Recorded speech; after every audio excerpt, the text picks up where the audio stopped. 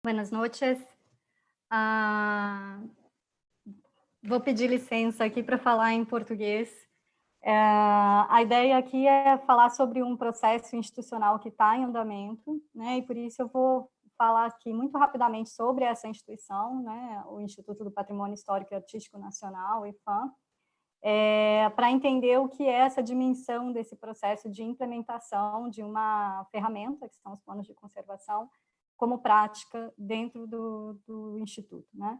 Então, o IPHAN é o órgão responsável pela preservação do patrimônio cultural no Brasil. Ele atua diretamente com relação aos bens protegidos e, portanto, ele é uma instituição bastante descentralizada. Nós temos unidades em todos os estados brasileiros e em várias cidades para além das capitais dos estados, né? Então, é o movimento dessa instituição na implementação de uma nova ferramenta, né? Qual era o nosso desafio, né? Era tratar uma mudança de paradigmas com relação à nossa estratégia de conservação para os bens protegidos, no sentido de trazer, o IPHAN sempre foi reconhecido como uma instituição de alto conhecimento técnico, mas que tem historicamente um diálogo difícil com os gestores dos bens, com a população, e o nosso desafio, então, era trazer uma ferramenta que apresentasse consistência técnica, uma metodologia que inserisse processos participativos de forma relativamente simples, dando segurança para esse corpo técnico fazer esse movimento, né, para um outro paradigma, né? Queria aqui ressaltar também a questão do tempo desses processos de planejamento, né? A gente tem um histórico de vários planos e propostas que levam bastante tempo para serem construídas, e com isso a gente perde engajamento da comunidade, a gente perde o contexto daquela situação que foi analisada para esse planejamento. Então a gente buscou uma ferramenta que nos desse, de certa forma, uma agilidade sem perder o aprofundamento necessário para instaurar um planejamento para os bens protegidos, né? E o último ponto que eu queria ressaltar aqui é também a necessidade da gente estabelecer processos que trouxessem uma visão integrada sobre esse bem. Quer dizer, a gente tinha muitos estudos e mesmo planos, né, que olhavam para a questão física do bem, né, a questão dos materiais, né, do patrimônio material propriamente dito, outro que da edificação especificamente, outros que tratavam do acervo dessas edificações, e outros que tratavam de paisagem, ou tratavam dos sítios arqueológicos, e esses estudos e esses planos não se conectavam, né? Cada um ficava tratando especificamente daquele bem, e isso acabava gerando processos bastante complexos, inclusive de impactos com relação a ações de proteção desses bens para outras partes, digamos assim, de um mesmo monumento, ou um bem cultural que, na verdade, era o todo, né? Então, eram esses os desafios mais relevantes que nos levaram a pensar, né, estudar ferramentas para que a gente fizesse uma outra abordagem da conservação dos bens, né? Bom, a partir de diversos estudos que foram feitos, começamos a aprofundar o nosso conhecimento sobre os planos de conservação. Acho que a maior parte das pessoas conhecem essa ferramenta, ela já é bastante antiga, proposta na década de 80 pelo James Kerr, na Austrália, naquele contexto da elaboração da Carta de Burra, e vamos pesquisando e aprofundando diversos planos e orientações de diversos lugares no mundo, e acho que os países anglo-saxões são os que mais aplicam essa ferramenta, né?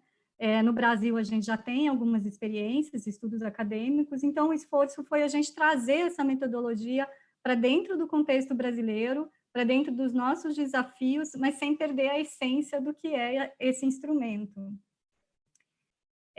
Aí é um gráfico, né, que a gente trabalha, né, em todos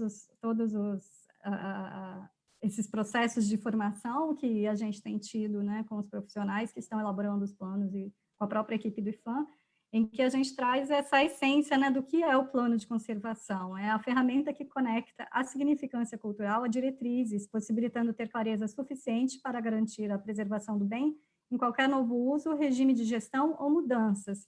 Então, daí eu destaco a questão da significância e sua relação direta com as diretrizes de conservação. Isso também é um ponto muito importante para a gente trazer num incômodo de muitas vezes as ações de conservação, elas irem num detalhe microscópico, enfim, com relação à materialidade do bem, perdendo essa conexão com os valores que fazem com que esse bem seja reconhecido como patrimônio cultural, né? E a outra questão também é essa ideia, né? essa proposta que a ferramenta nos proporciona, que é trabalhar não com o bloqueio da mudança, até porque a gente sabe que isso é impossível, mas trabalhar a gestão dessa mudança, né?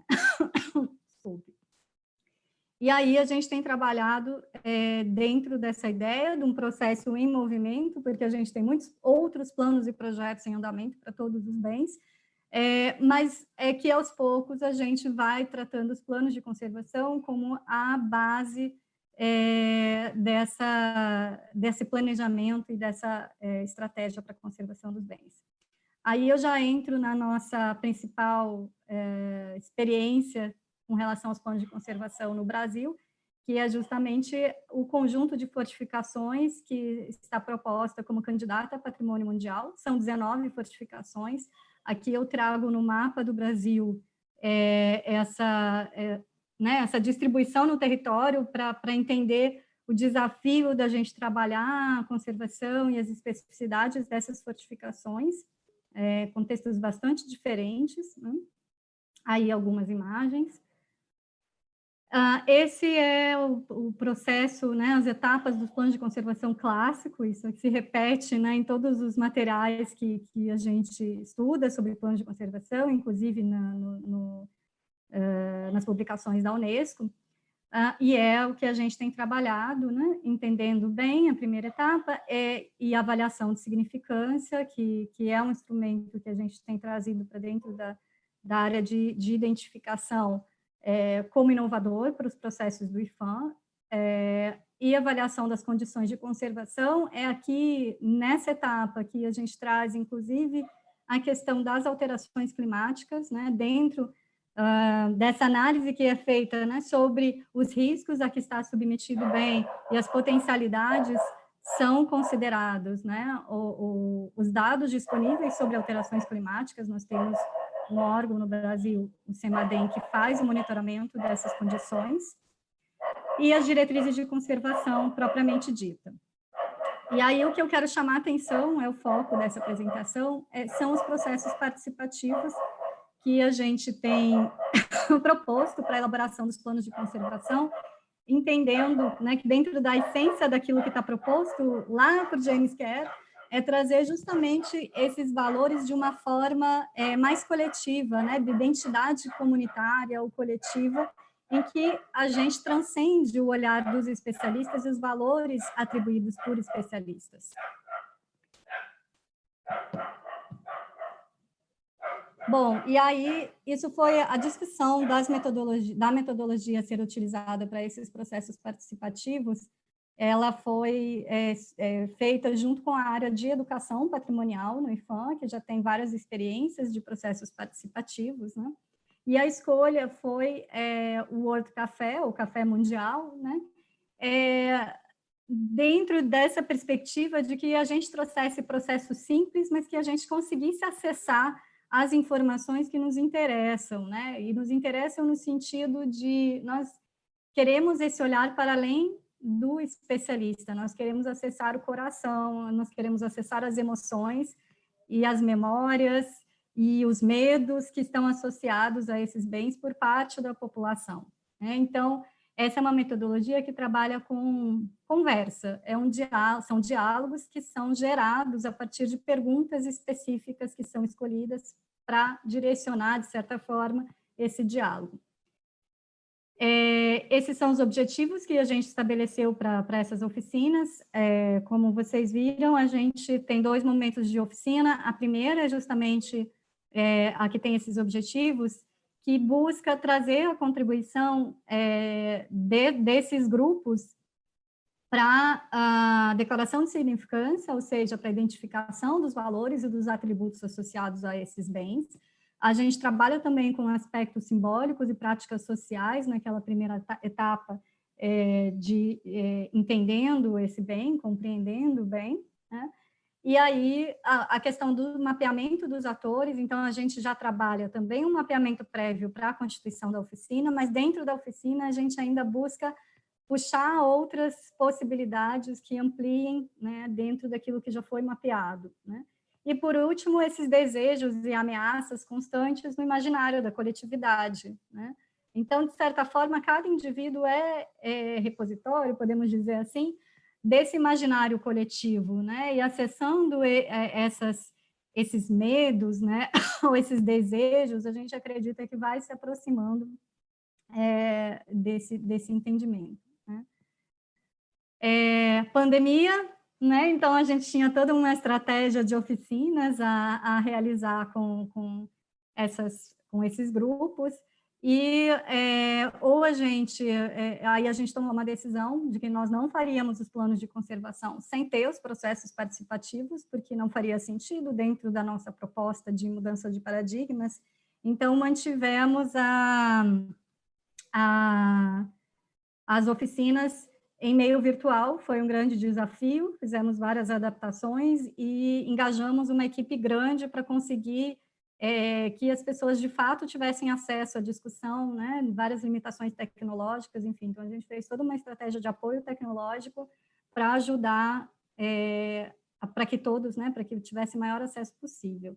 Esses são alguns dos resultados das oficinas, a gente trabalha com oficinas de palavras, matrizes, aqui um mapa de atores, enfim.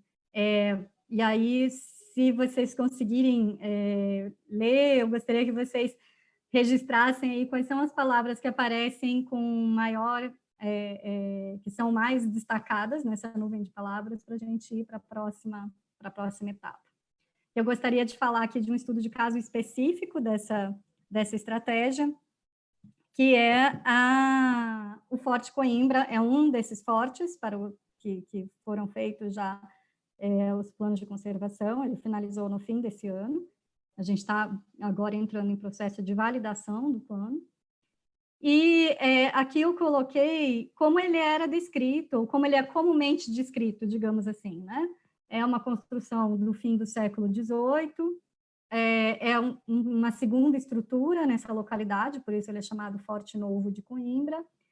O primeiro forte era uma paliçada, a sua função era de defesa do território português, alguns relatos de lutas com os espanhóis, ele fica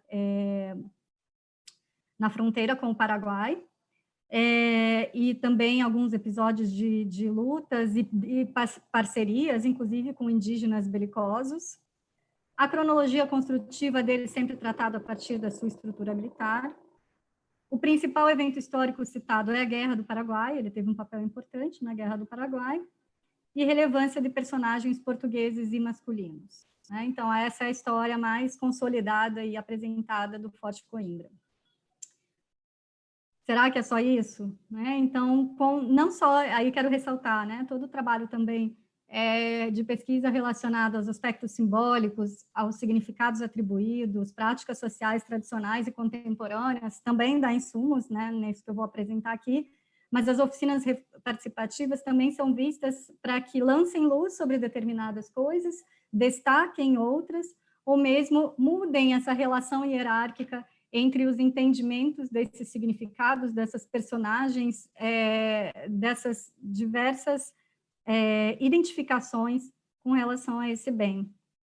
E aí eu estou ressaltando aqui, né, eu vou fazer uma relação dos aspectos-chave de significância que tem a ver com a declaração de significância, com as diretrizes. Não são todas que estão postas aqui, por exemplo, eu não trouxe as diretrizes que dizem respeito aos aspectos físicos, a tipologia militar, enfim, porque eu acho que isso já é mais conhecido, né? Trouxe aqui esses aspectos que eu acho que são, né, para a prática brasileira, acho que trazem questões importantes, né? Então, esse foi um aspecto de chave de significância apontado como um dos mais relevantes, que é a devoção à Nossa Senhora do Carmo, concretizada na sua imagem, né, na sua escultura, bem como a festa em sua homenagem, que rememora os eventos simbólicos históricos ligados à fortificação, às vilas, aos seus moradores, né? Então, tem alguns mitos relacionados a essa imagem, extremamente ligados à fortificação, né? Então, a história dessa devoção é ligada diretamente à fortificação, né? E aí a gente tem, dentro dos riscos, né, identificados com relação a isso, a própria interrupção da festa de devoção à santa, por uma série de questões, inclusive conflitos com o proprietário do bem, que é o Exército Brasileiro. E aí as diretrizes que são apresentadas com relação a isso, né? Dizem respeito à identificação da celebração, ao registro, né? A proteção, então, dessa celebração como patrimônio, e outras, né, ações de conservação com relação à própria escultura da Nossa Senhora do Carmo e uma série de outras questões relacionadas. Outro ponto bastante importante é justamente a relação com o ambiente natural, ou seja, a paisagem, né? É óbvio, né, que as fortificações elas têm uma relação intrínseca com a paisagem, porque sua implantação é escolhida dessa forma, não é diferente aqui.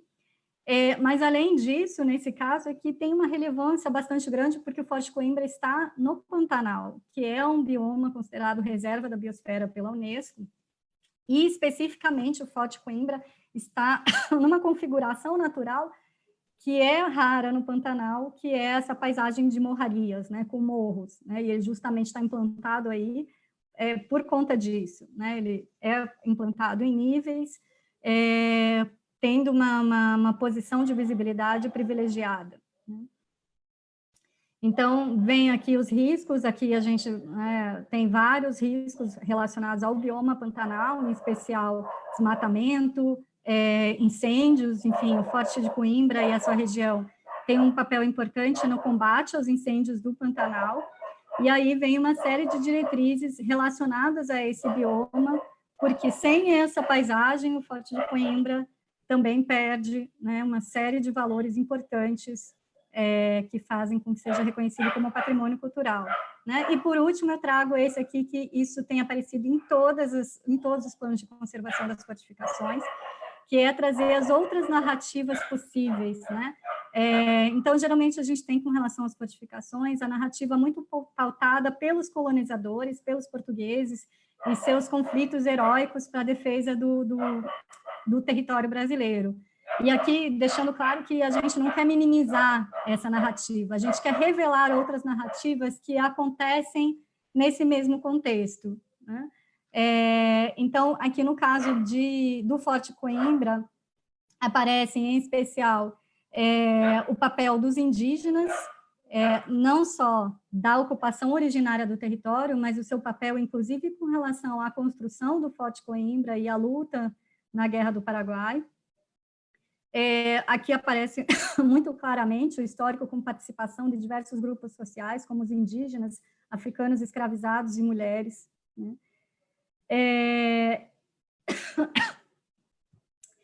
E com relação à participação da população escravizada, né, na Guerra do Paraguai, é bastante interessante, porque foi uma maneira de aumentar o contingente brasileiro no processo, foi oferecer alforria para essas pessoas, né? Então, tem um papel bastante importante nessa luta dessa população pela sua liberdade, né? Aqui uma imagem desse processo, né? Uma charge, da troca das correntes por uma baioneta. E aqui eu trago uma publicação, eu não sei quantos conhecem, Viva o Povo Brasileiro, do João Blado Ribeiro, é uma publicação incrível, recomendo. Ela traz uma narrativa sobre a Guerra do Paraguai a partir dos orixás, né? Ele coloca os orixás dentro da luta, narrando episódios da Guerra do Paraguai sob outro aspecto, né? O dessa população negra com seus deuses lutando lado a lado. E aí as conclusões sobre esse processo, ponto de sucesso é justamente a visibilização de outras narrativas sobre os processos históricos e sociais relacionados ao bem. Por que isso é relevante? Além de trazer, né, obviamente, mais conhecimento sobre esses bens, ela traz outra relação com as comunidades que vivem em torno desse bem. Quer dizer, há uma identificação maior com seus processos históricos e sociais, que muitas vezes não se relacionam com os processos militares, por exemplo, né? Grau de aprofundamento dos estudos equilibrado frente ao tempo de desenvolvimento. Então, isso é um equilíbrio que a gente trata em todos os planos, com muito cuidado com quem está desenvolvendo os estudos, né? Qual é o nível de aprofundamento que é possível dentro do prazo que a gente preconiza como adequado, mas sem perder a qualidade técnica. Olhar integrado das várias disciplinas no campo do patrimônio sobre o bem, superando a recorrente fragmentação dos estudos. Então, a gente tem atuado com uma equipe interdisciplinar dentro do IPHAN, fazendo toda a supervisão desses estudos, né? E aí destaco a área de conservação de bens móveis e acervos, a área de arqueologia, e a área de arquitetura, trabalhando, olhando para esses planos de forma integrada, tendo que trazer aspectos relacionados a todas as questões, né, de tanto materiais quanto imateriais, quanto as de paisagem, enfim, né, relação com o entorno, a relação com as comunidades do seu entorno, articulação dos dados provenientes da sociedade civil aos estudos técnicos, resultando em diretrizes que respondem às demandas coletivas. Então, um dos nossos receios era como a gente ia fazer essa articulação daqueles processos das oficinas participativas para dentro do documento técnico, né?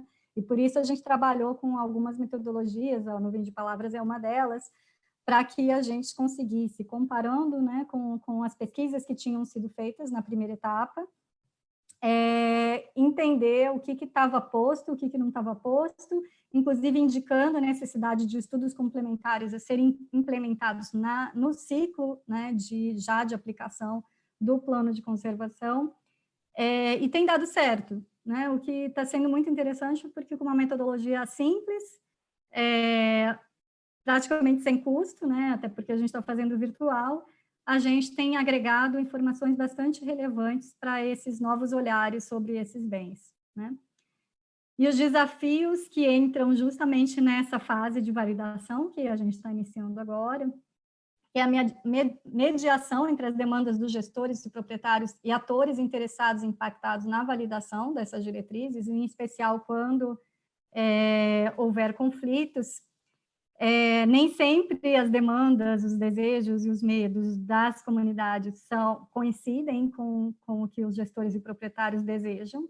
Então, a gente, né, vai ter um papel aí de mediação para chegar num equilíbrio para essas diretrizes, mas a ideia, inclusive, é que isso realmente seja pactuado, porque entendemos que isso é um fator crítico de sucesso para que, de fato, os planos sejam implementados e não virem o que a gente chama no Brasil de um plano de gaveta, ou seja, fica na gaveta do gestor como um documento bonito, mas que não é utilizado na prática para sua gestão, né? E aí, é esse ponto que eu já adiantei aí, né? Ele tem que servir para a tomada de decisão por parte dos gestores, senão a gente não vai ter sucesso, né? Não conseguiremos atingir um dos nossos objetivos principais, né? E o compartilhamento de responsabilidades para a implementação do plano. É isso. Agradeço a oportunidade.